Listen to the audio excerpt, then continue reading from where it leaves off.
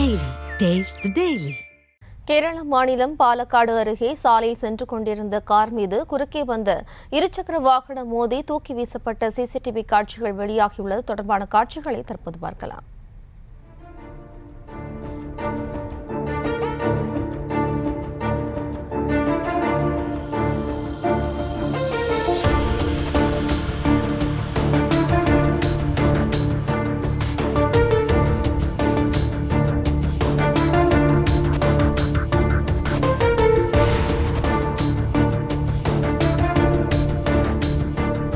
விபத்து குறித்த கூடுதல் விவரங்களோடு இணைகிறார் நமது செய்தியாளர் சதாம். வணக்கம் சதாம், மேலும் விவரம்.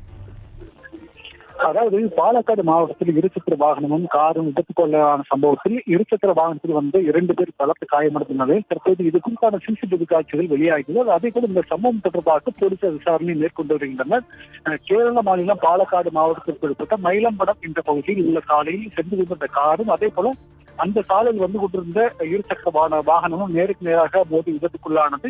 இந்த சம்பவத்தில் இருசக்கர வாகனத்தில் சென்று கொண்டிருந்த பள்ளிக்குண்டு பகுதியை சேர்ந்த 60 வயதான சுபைர், அதே போல அவருடன் வந்த 58 வயதான முகமது குட்டி இருவரும் படுகாயமடைந்தனர்.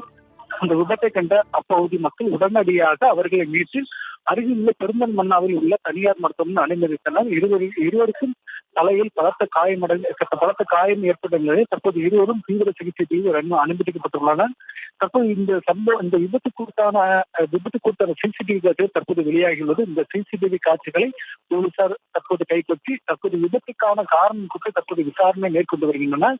இந்த விபத்து சம்பவமானது அப்பகுதியில் பெரும் பரபரப்பை ஏற்படுத்தியுள்ளது.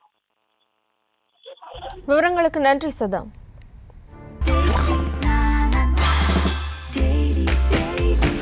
Taste Daily. Taste the Daily.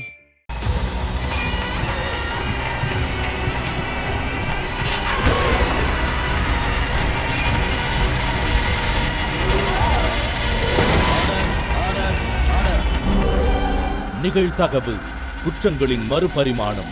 நாள்தோறும் இரவு 10 மணிக்கு இணைந்திருங்கள் நமது நியூஸ் தமிழ் தொலைக்காட்சியோடு.